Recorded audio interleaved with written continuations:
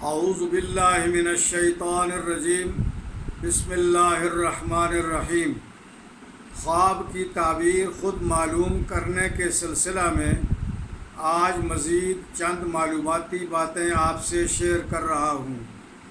حاضرین و سامعین، اگر کوئی شخص گرمی کے موسم میں خواب کے اندر برف دیکھتا ہے اور برف صاف ہے تو اس سے مراد حلال مال ہے۔ اللہ پاک اسے حلال ذرائع سے مال عطا فرمائیں گے۔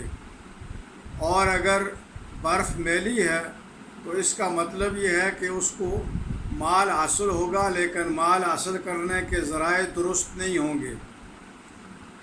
اسی طریقے سے اگر کوئی شخص سردی کے موسم میں برف دیکھتا ہے تو چونکہ سردی کے موسم میں برف زیادہ ٹھنڈ اور انسان کے لیے تکلیف کا باعث ہے، اس سے مراد یہ ہے کہ اس آدمی کو کوئی نقصان پہنچے گا، کوئی تکلیف، مصیبت، کوئی آزمائش اس پر آئے گی۔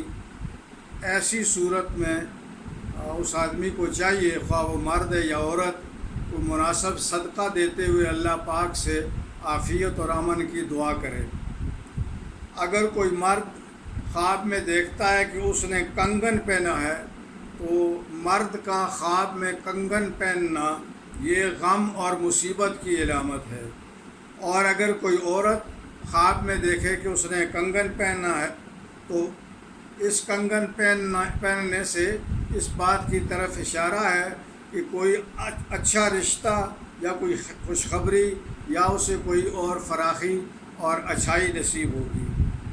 خواب کے اندر ہوا کا دیکھنا، ہوا صاف ہو تو اس سے مراد یہ ہے کہ جس علاقے میں وہ صاف ہوا چل رہی ہے لوگوں کو تندرستی اور رزق کی فراخی حاصل ہوگی، فصل اچھے ہوں گے۔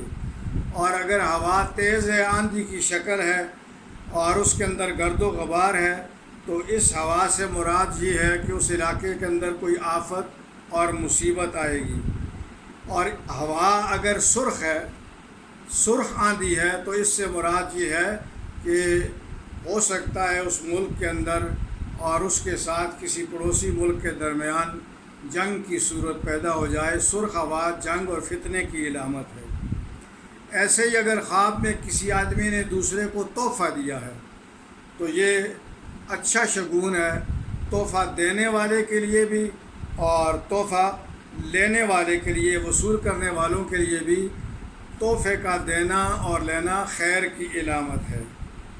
اگر کسی نے خواب میں ہدہد پرندہ دیکھا تو چونکہ اللہ پاک نے ہدہد پرندے کو یہ صلاحیت عطا فرمائی ہے کہ وہ زیر زمین پانی کی سطح معلوم کر لیتا ہے، اور ایسے ہی ہدہد پرندے کا واقعہ سورہ نمل میں قرآن مجید کے اندر بیان ہوا ہے کہ وہ ایک خبر لے کر حضرت سلیمان علیہ السلام کے پاس آیا تھا۔